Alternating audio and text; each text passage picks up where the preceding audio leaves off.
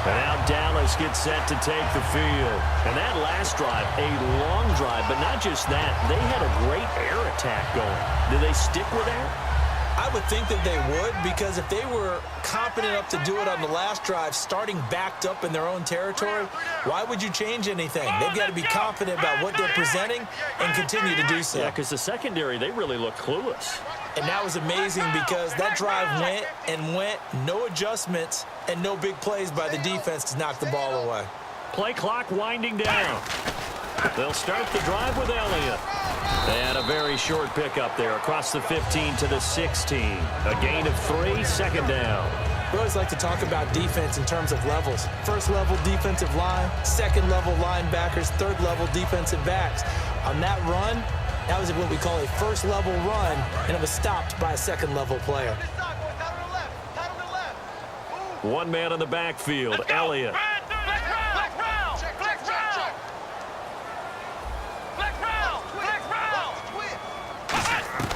Prescott now on second down. Looking for his tight end, Witten, and it's intercepted. A great read, and it's picked off. So they will set up shop. Excellent field position in the red zone at the 19-yard line. Now the Browns offense, they get ready to head back onto the field. And so close to hitting pay dirt last time, fumbling down near the goal line.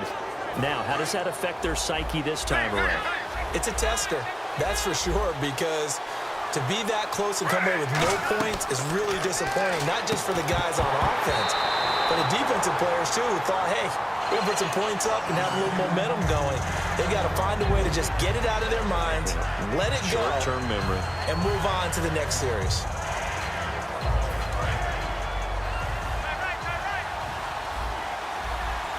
They come up in an empty set. 4 wide receivers, 1 tight end.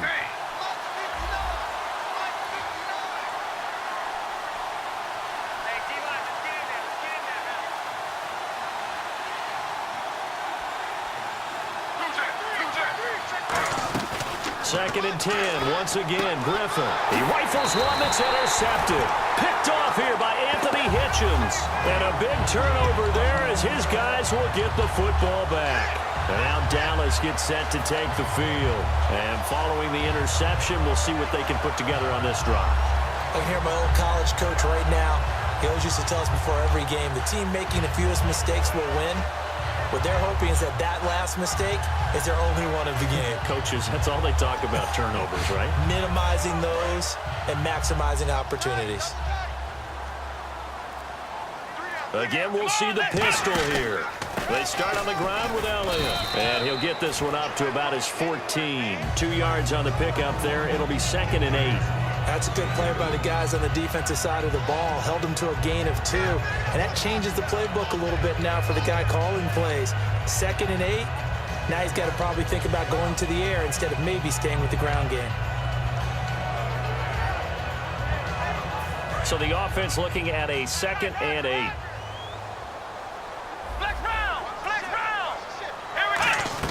A second down throw for Prescott. He's going to rifle one deep left side. And incomplete there. A nice hit. Jars the ball free and brings up third down. So a 3rd and 8. Well, they went for the big play there, but that drop could really hurt their momentum. Now Prescott. Got a man. It's complete. Williams. They get 14 yards there and a first down.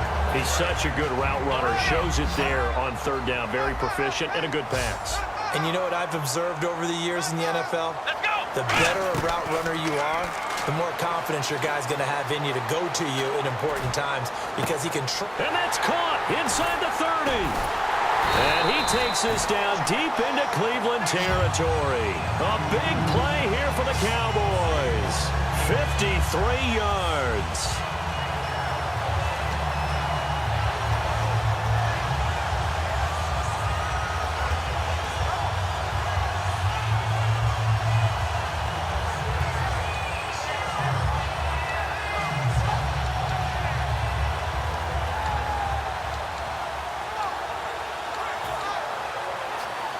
So after that big play, let's see if they can catch their defense maybe on their heels. And the play clock's running down. From from the red zone now. Prescott can't find anyone open. And for the third time here in this half, it's intercepted. Picked off. It's the Pro Bowl corner, Joe Hayden, with it. And they'll be down just outside of the end zone at the 1-yard line.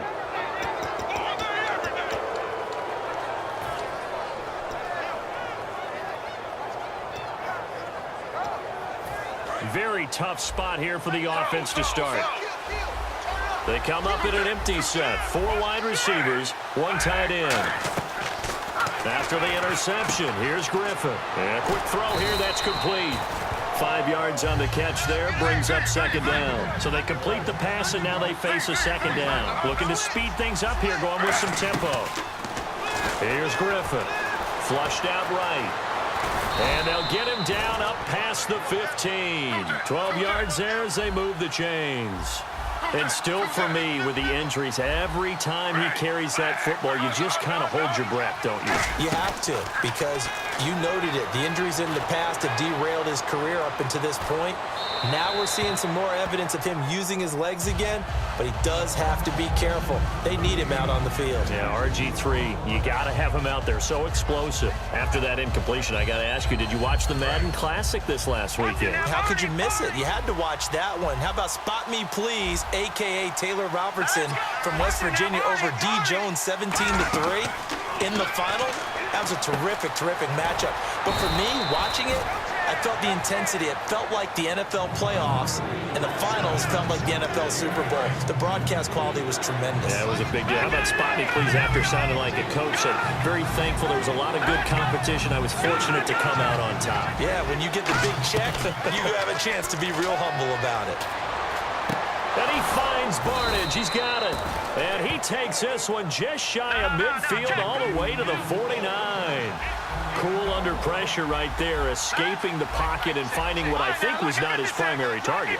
And some of these guys are just so comfortable getting outside of the pocket that they'll do it on purpose. It doesn't even need to be a breakdown. They move, and they know it affects the defense, because a lot of times you get lost in coverage in the secondary, and I think you're exactly right. Wasn't his primary target. Found a secondary guy who sprang open, probably because of his movement out of the pocket. And no escaping this time as he'll go down. They got him for a sack. Now whistles come in. We're going to get a timeout here by the offense. It's just their first, so they'll have 2 remaining here before we get to halftime.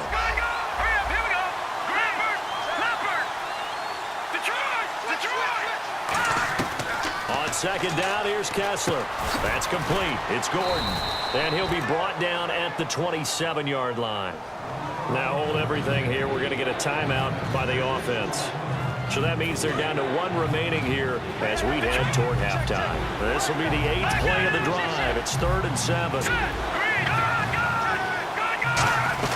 On 3rd down, Kessler. He's going to take a shot into double coverage, and it's intercepted. Picked off Byron Jones. And his guys have got it back at the closing stages of the first half. And now Dallas gets set to take the field. And you got to think, if this is anything other than just taking a knee, I'd be very surprised. Yeah, they've got enough to talk about at the half. Why do anything else? Just get out of there. Following the interception, here's Prescott. He's going to let this one go deep. And his pass is intercepted for the 4th time today. Picked off. It's the Pro Bowl corner, Joe Hayden, with it. And now Cleveland geared up to take the field. And from this spot in the field with the clock where it's at, you think we're just going to see a knee and that's it? And I think in this situation, that's the proper play. But we do know there's some risk takers out there that may want to take one more shot before the clock runs out. They come up in an empty set. 4 wide receivers, 1 tight end. They go back to the air here after the INT on the last drive. And he'll get it out near the 40 to the 39. That's it for the first half. 2 more quarters to go. We'll have plenty more to see after the break.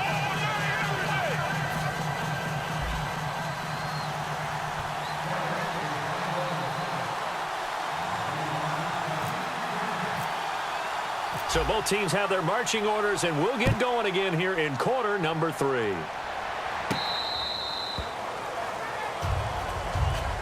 Here's the Browns offense now getting set to start off this third quarter. They're close game, but they're going to need to do a little bit better probably here in half two, no? I would agree with that totally.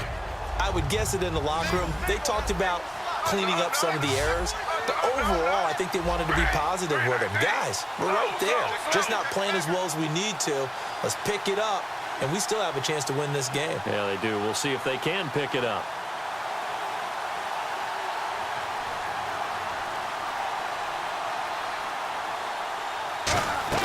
On first down, Griffin. This is complete to Hawkins.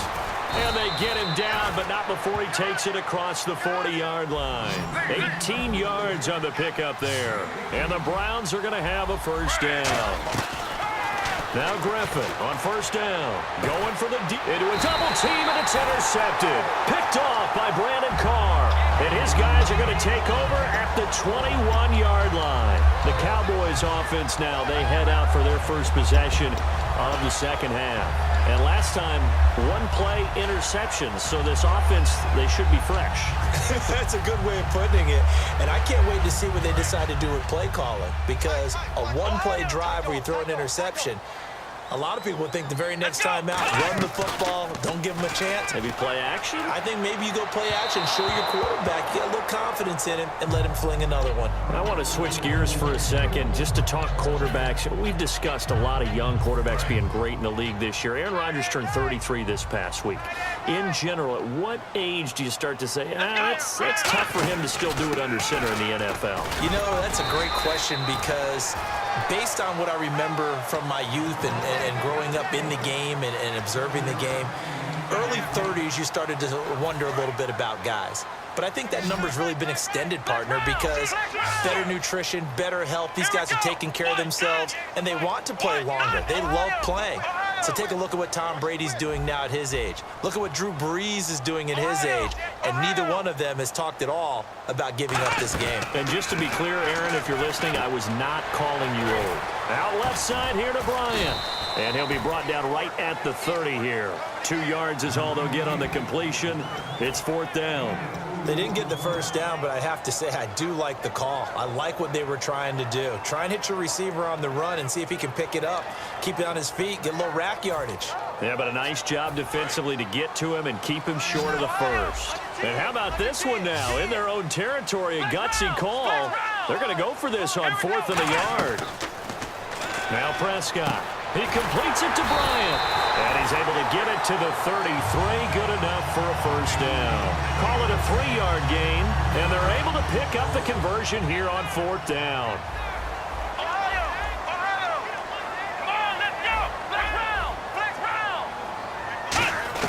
A first down throw for Prescott. Throw right side, complete to Williams. 5 yards on the catch there, brings up second down. When you see zone defense and you know you've got a drag route on as your primary call, you've got to be really careful as a passer about how far you let your guy go because he might wander into some tough coverage.